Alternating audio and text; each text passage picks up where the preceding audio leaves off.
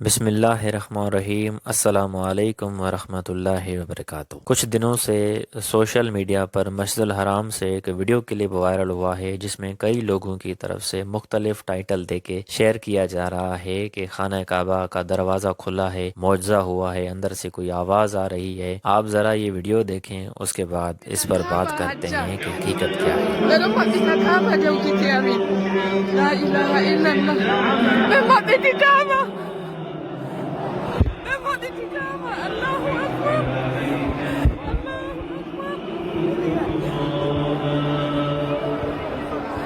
بيتي كعبة.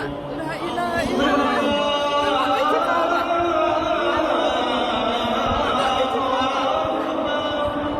ما بيتي كعبة جمال. لا إله إلا الله.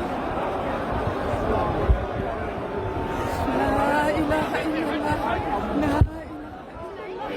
اللهم افتح لي أبواب رحمتك ومغفرتك وأدخلني فيها بسم الله. اللهم أدخلني. الله أكبر. الله أكبر. الله أكبر. الله أكبر. الله أكبر. اللهم أنت السلام ومنك السلام، فحينا ربنا بالسلام وأدخلنا الجنة دار السلام. تبارك يا ذا الجلال والإكرام. اللهم افتح لي أبواب رحمتك ومغفرتك وأدخلني فيها. بسم الله والحمد لله ولا إله إلا الله. له الملك وله الحمد على كل شيء قدير. اللهم أنت اللهم افتح لي. اللهم افتح لي أبواب رحمتك ومغفرتك. اللهم إنك عفو تحب العفو فاعف عنا. اللهم إنك عفو تحب العفو فاعف عنا. اللهم إنك عفو.